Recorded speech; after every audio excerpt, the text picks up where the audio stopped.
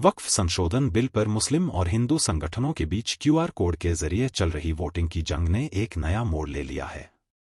यह बिल, जो मुसलमानों की जायदाद और वक्फ संपत्तियों से संबंधित है, अब एक डिजिटल युद्ध का रूप ले चुका है। इस विवादास्पद बिल के खिलाफ मुस्लिम संगठनों ने व्यापक प्रचार अभियान चलाया है, वहीं हिंदू संगठनों ने भी अपनी पूरी ताकत लगा दी है। मुस्लिम संगठनों ने इस बिल के विरोध में एक ठोस रणनीति अपनाई है। जुमे की नमाज के बाद ईदगाह में बड़ी संख्या में लोगों ने क्यूआर कोड स्कैन करके अपना विरोध दर्ज कराया। इस विरोध की झलक हमें हाल की रिपोर्टों में भी देखने को मिली है।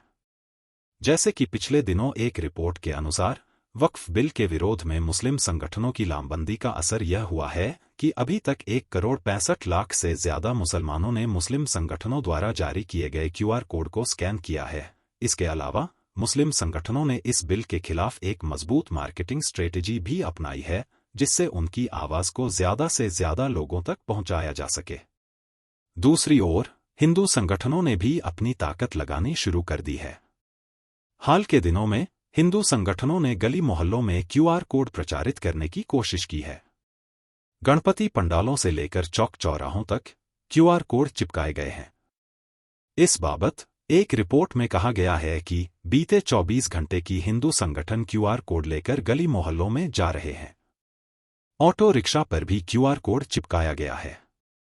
चौक चौराहों पर हिंदुओं से आह्वान किया जा रहा है कि वे वोटिंग करें। इस डिजिटल युद्ध में कौन बाजी मारेगा, यह देखना दिलचस्प होगा। हाल ही में एक रिपोर्ट में कहा गया है कि हिंदू क्यूआर कोड वर्सेस मुस्लिम क्यूआर कोड वाली इस भिड़ंत में मुस्लिम संगठन बाजी मार ले जाएंगे। हालांकि हिंदू संगठनों ने भी अपनी पूरी ताकत झोंक दी है, लेकिन मुस्लिम संगठनों द्वारा किए गए व्यापक प्रचार और लामबंदी ने इस डिजिटल मुकाबले को काफी हद तक मुस्लिम पक्ष की ओर झुका दिया है।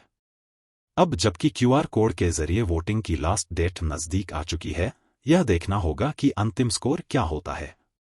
दोनों पक्षों के बीच का यह डिजिटल युद्ध न केवल वक्फ संशोधन बिल की किस्मत तय करेगा, बल्कि यह भी तय करेगा कि क्यूआर कोड के माध्यम से किए गए प्रयासों की शक्ति किस हद तक प्रभावशाली रही है।